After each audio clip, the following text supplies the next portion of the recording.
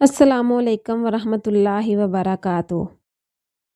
اس نے ایک ایسے گھرانے میں جنم لیا جہاں کی عورتوں سے عزت دار گھرانے قریب سے تو کیا دور سے بھی گزرنا اپنی توہین سمجھتے تھے، جہاں دن کو سوگ اور رات کو جشن منائے جاتے تھے، جس کو ہماری زبان میں بازار حسن کے نام سے جانا جاتا ہے، جہاں ایک نہایت ہی خوبصورت لڑکی رہتی تھی جس کا نام گل بہار تھا۔ گل بہار اس بازار کی زینت تھی اور اس کے حسن کے چرچے دور دور تک تھے۔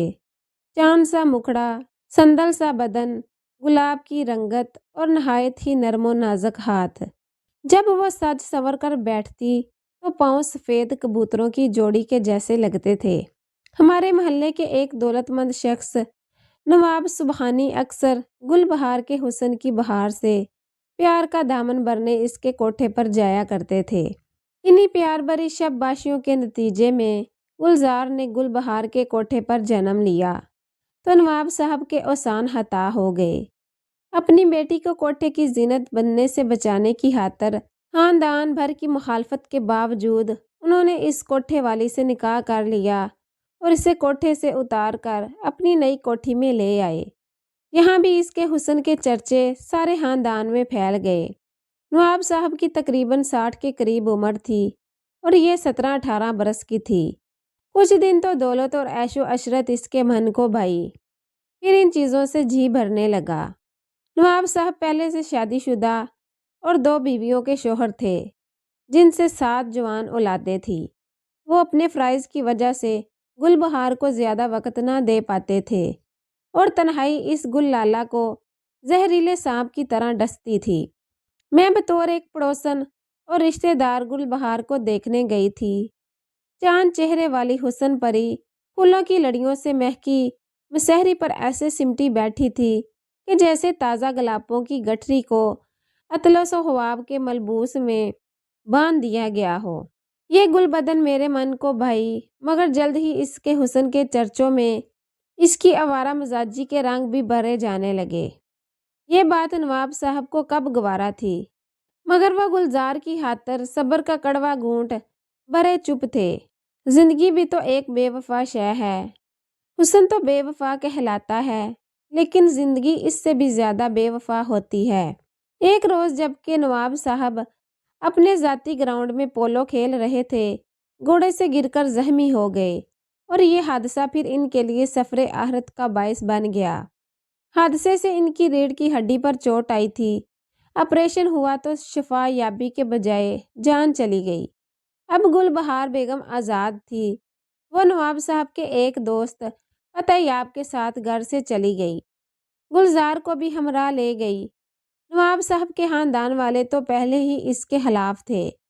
انہوں نے ان کے جانے کی پرواہ نہ کی اور بڑے بیٹے نے کوٹھی کو اپنی تحویل میں لے کر تالا لگا دیا۔ فتح یاب کے ساتھ بھی گل بہار کا زیادہ دنوں نباہ نہ ہو سکا کہ وہ خاتون خانہ بن کر نہ رہ سکتی تھی۔ اسے کسی مرد کی طرف سے معاشرتی پابندیاں قبول نہ تھی، لہٰذا بہت جلد باری حق مہر دے کر انہوں نے گل بہار سے نجات پا لی۔ علیحدہ گھر لے کر وہ ایک آزاد اور خود مختار زندگی گزارنے لگی۔ گلزار سماب صفت ماں کی بیٹی تھی۔ ہوش سنبھالتے ہی ایسا رنگ روپ نکالا کہ گلی محلے کے لڑکے پروانوں کی طرح گھر کے چکر لگانے لگے۔ تاہم ماں نے یہ طے کر لیا کہ وہ بیٹی کو تعلیم کے زیور سے آراستہ کرے گی، کیونکہ یہ ایک نواب کی نشانی تھی۔ اس قیمتی نشانی کو سرے عام وہ دلدل کا پھول نہ بنانا چاہتی تھی تاکہ اس کا اپنا بڑھاپا بھی محفوظ ہو جائے۔ اسی وجہ سے تو اس نے شرفا کے محلے میں گھر خریدا تھا، جہاں اس کے 1-2 چاہنے والوں کو ہی ملاقات کے لیے رسائی ملتی تھی۔ اس نے گلزار کو ایک اچھے اسکول میں پڑھایا اور جب اس نے شاندار نمبروں سے میٹرک پاس کر لیا تو کالج داخل کرا دیا۔ گل بہار نے گلزار کے ایک چچا سے رابطہ رکھا ہوا تھا تاکہ نواب صاحب کے رشتہ داروں کو برابر کرا سکے کہ اس نے ان کے خاندان کے ناموس کو مٹی میں نہیں ملایا ہے، بلکہ نواب کی بیٹی کو پڑھا لکھا دیا ہے تاکہ اس کی شادی کسی اچھے اور عزت دار گھرانے میں ہو سکے۔ دراصل وہ یہ بھی چاہتی تھی کہ نواب کی جاگیر و جائیداد سے گلزار کو بھی اس کا شرعی حق مل جائے۔ اور ددیال میں اگر خاندان والے کوئی اچھا رشتہ لائیں تو بیٹی کو بیاہ کر اس کے باپ کے خاندان میں بھیج دیا جائے۔ عقل تو عمر کے ساتھ آتی ہے، پہلے عقل سے کام نہ لیا، نو عمری تھی، باقی عمر سنبھالی نہ گئی۔ نواب صاحب کے مرحوم ہوتے ہی اس کے گھر سے نکل بھاگی تھی۔ اب بڑھاپے کی چاپ سنائی دے رہی تھی اور بچی جوان ہو گئی تھی، اپنی اس غلطی کا ازالہ بھی کرنا چاہتی تھی۔ تب ہی بیٹی کی عزت کو بہت سنبھالتی تھی، یہ کانچ کی گڑیا غلط ہاتھوں میں جا کر ٹوٹ نہ جائے۔ گلزار لاکھ نگرانی میں پلی تھی، لیکن جوانی دیوانی ہوتی ہے۔ ایک روز یونیورسٹی جاتے ہوئے اس کی نگاہیں ایک نوجوان سے دو چار ہو گئی اور دونوں نے ایک دوسرے کو پسند کر لیا۔ اس نوجوان کا نام بختیار تھا اور وہ ایک زمیندار گھرانے کا چشم و چراغ تھا۔ دونوں ایم اے کے طالب علم تھے اور روز ملاقات ہوتی تھی تو محبت بھی گہری ہوتی گئی۔ گلزار نے بختیار کو اپنے خوابوں کا مرکز بنا لیا، لیکن اسے یہ علم نہ تھا کہ وہ شادی شدہ اور دو بچوں کا باپ ہے۔ بختیار کا تعلق ایک گاؤں سے تھا اور نو عمری میں رواج کے مطابق وٹے سٹے میں شادی ہو گئی تھی۔ وہ تعلیم مکمل کرنے کی خاطر شہر آیا ہوا تھا۔ یہاں اس کے والد نے ایک دوست کی کوٹھی جو خالی پڑی تھی اسے رہائش کے لیے مہیا کرا دی تھی اور گاڑی بھی لے دی تھی۔ وہ صرف چھٹیوں میں ہی گاؤں جاتا تھا۔ وقت کے ساتھ ساتھ محبت میں مزید رنگ بھرتا گیا اور نوبت یہاں تک پہنچی کہ دونوں کو زمانے کا ڈر نہ رہا، آزادانہ ملنے لگے۔ بے اختیار بختیار کو اس گل تر سے عشق ہوتا گیا۔ یہ نہ سوچا کہ ان کی بانگیں تو باپ کے ہاتھوں میں ہے، جب کھینچ لی تب کیا ہوگا۔ وہ اسے اب ہمیشہ کے لیے اپنانا چاہتا تھا مگر مجبور تھا۔ خاندانی بندشیں رکاوٹ بنی ہوئی تھی۔ بہت سوچتا تھا تو دماغ چکرانے لگتا تھا۔ اسی کشمکش میں یہ بھی بہت دور نکل گئے، تمام فاصلے مٹ گئے، تن من کی دنیا ایک ہو گئی، مگر وہ فاصلے نہ مٹ سکے جو سماج نے حائل کیے تھے۔ گلزار اب پریشان رہنے لگی۔ وہ بار بار کہتی، بختیار تم روز کل پر بات کو ٹالے جاتے ہو اور میری جان پر بنی ہے۔ وہ بھی پریشان تھا مگر اس کی سمجھ میں نہ آتا تھا کہ کیا کرے اور اس مسئلے کا کیا حل نکالے۔ وہ ایک دولت مند گھرانے کا چشم و چراغ تھا۔ گل بہار کو اسے اپنا داماد بنانے پر کوئی اعتراض بھی نہ تھا۔ آج نہیں تو کل اس کی حالت ماں پر کھلنے والی تھی۔ گلزار ایک بہت بڑی مصیبت میں گرفتار تھی جس کا حل سوائے شادی اور کوئی نہ تھا۔ بات ہی ایسی تھی کہ اب بختیار بھی شادی کے معاملے کو آج کل پر نہیں ٹال سکتا تھا۔ وہ سوچ بچار سے اس کے سر میں درد رہنے لگا۔ وہ اپنے ایک دوست ڈاکٹر کے پاس گیا اور سر درد کی شکایت کی، پھر باتوں باتوں میں اس کو سارے مسئلے سے آگاہ کر دیا۔ دوست ڈاکٹر کی بہن بھی ڈاکٹر تھی۔ اس نے اپنی بہن سے کہا کہ اس کے دوست کی بیوی امید سے ہے، الٹرا ساؤنڈ مشین سے چیک کر کے بتاؤ کہ ہونے والے بچے کی جنس کیا ہے۔ خاتون ڈاکٹر نے گلزار کو چیک کرنے کے بعد رپورٹ دی کہ وہ ایک بیٹی کو جنم دے گی۔ اس انکشاف پر بختیار اور زیادہ پریشان ہو گیا۔ اس کے ہاتھوں کے طوطے ہی اڑ گئے۔ گلزار تو پہلے ہی زندہ دیوار میں چنی جا چکی تھی۔ مسئلے کا حل نکالنا تھا۔ وہ جانتی تھی کہ جہاں کی مشکوک نظروں سے بچنے کا ایک ہی حل ہے کہ بختیار اس کا ہاتھ اس کی ماں سے مانگ لے۔ ایم اے کے سالانہ امتحان ہو چکے تھے اور اب دونوں کی راہیں جدا جدا ہونے کو تھی۔ گلزار کا اصرار شدت اختیار کرنے لگا تو بختیار کو لگا کہ کسی دن اس کے دماغ کی کوئی نس پھٹ جائے گی اور وہ کوئی فیصلہ بھی نہ کر سکے گا۔ یہ ان کا یونیورسٹی میں آخری دن تھا۔ آج گلزار اسے اپنے گھر چلنے پر اصرار کر رہی تھی۔ بختیار نے کہا، اچھا گاڑی میں بیٹھو چلتے ہیں۔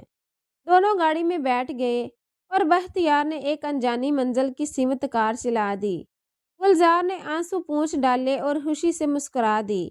وہ کہہ رہا تھا کہ میں تم سے شادی کروں گا، ضرور کروں گا۔ مجھے اپنی بہن کے گھر اجڑنے کا غم نہیں، اپنے سسر اور بہنوئی کی بھی کوئی پرواہ نہیں ہے، بس ہم آج ہی شادی کر لیں گے۔ وہ خوشی سے کھل اٹھی، جو یہ سمجھتی تھی کہ بختیار اس سے شادی کرنے سے کتراتا ہے کیونکہ وہ اس سے محبت نہیں کرتا۔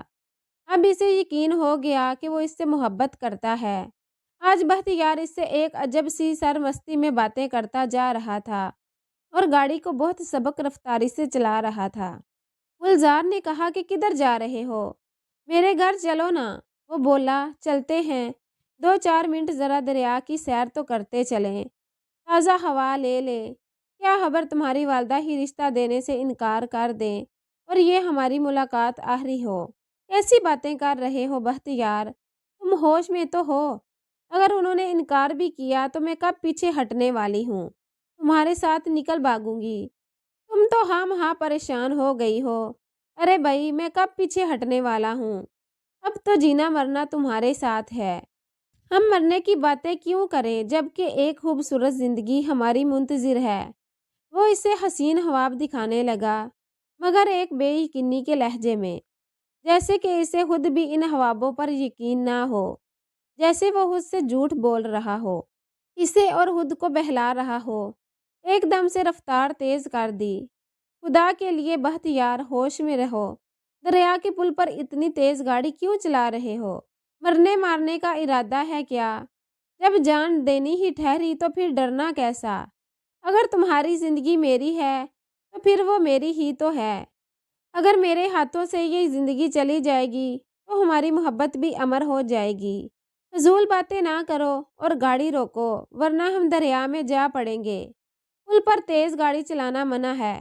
تم کو اعتبار نہیں ہے مجھ پر؟ یہ لو۔ اس نے عین پل کے کنارے گاڑی اور تیز کر دی، یہاں تک کہ ہاتھ اسٹیئرنگ پر بے قابو ہو گئے اور اس مذاق میں ان کی کار سامنے سے آتی بس سے جا ٹکرائی۔ گاڑی پل کی ریلنگ کو توڑتی دریا میں جا گری۔ اس حادثے کے چشمدید بہت سے لوگ تھے۔ وہ بھاگ کر موقع پر آ گئے، لیکن کوئی بھی ڈوبتی لڑکی کو نہ بچا سکا۔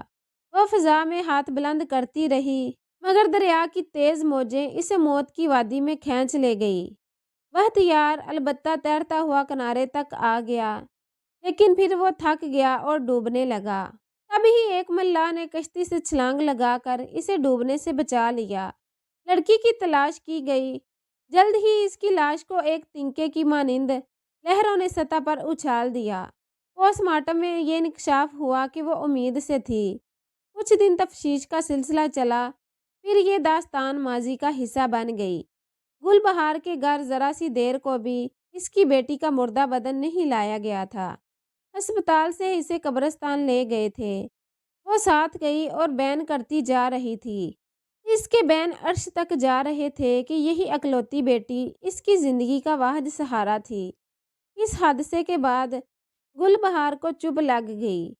وہ جب تک زندہ رہی اس نے کسی سے بھی کلام نہ کیا، جیسے اس کی ساری قوت اس کی بیٹی کے ساتھ فرشتہ اجل لے گیا تھا۔ بیٹی کے بعد وہ صرف 5 برس جی سکی اور ایک روز اپنے گھر میں مردہ پائی گئی۔ شاید کہ اسے دل کا کوئی مرض تھا۔ ابھی تنہائی میں ایک رات اس کا ہارٹ فیل ہو گیا اور وہ اس بے رحم دنیا سے منہ موڑ کر چلی گئی۔ گل بہار نے اپنی زندگی میں ہی اپنی بیٹی کی قبر کے ساتھ اپنی قبر بھی بنوا لی تھی، جس میں اناج بھر کر قبر کو بند کرا دیا تھا۔ پڑوسیوں کو وصیت کر دی تھی کہ جب میں مروں مجھے میری بیٹی کے برابر بنی قبر میں دفن کیا جائے۔ جب پڑوسیوں نے اسے اس کی بیٹی کی قبر کے برابر دفن کیا تو شاید گل بہار کی بے چین روح کو چین آ گیا ہو، مگر پڑوسیوں کی آنکھیں اشک بار تھی۔ سنا ہے آج بھی جب سال میں ایک بار بختیار گلزار کی قبر پر فاتحہ کے لیے جاتا ہے تو وہ گل بہار کی قبر پر فاتحہ خوانی کا اہتمام ضرور کراتا ہے، اس سوچ کے ساتھ کہ شاید اس طرح اس کی محبوبہ کی روح کو قرار مل جائے۔